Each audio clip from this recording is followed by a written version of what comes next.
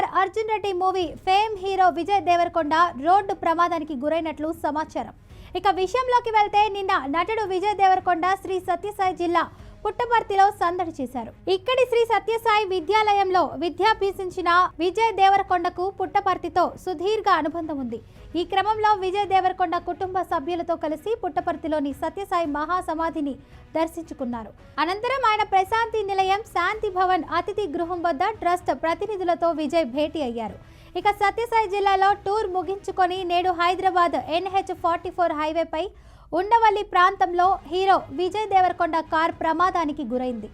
NH-44 హైవేపై మలుపు వద్ద వెనక వస్తున్న బొలేరో వాహనం ఓవర్టేక్ చేస్తున్న సమయంలో విజయ్ కారు ప్రమాదం జరిగినట్లు సమాచారం.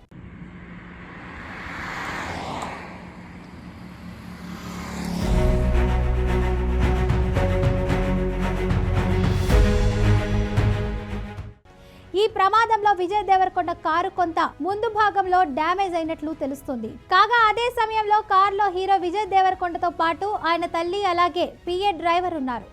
ఇక ఈ ప్రమాదం సమయంలో విజయ్ కార్ డ్రైవర్ చాకచక్యంగా కారును నడపడంతో ప్రమాదవశాత్తు ఎవరికి ఎలాంటి గాయాలు లేకుండా కుటుంబ సభ్యులు ప్రాణాలతో బయటపడ్డారు. ఇదిలా ఉండగా 2 రోజుల క్రితం విజయ్ దేవరకొండ నటి రష్మిక మందనల మధ్య నిశ్చితార్థం జరిగినట్లు సమాచారం.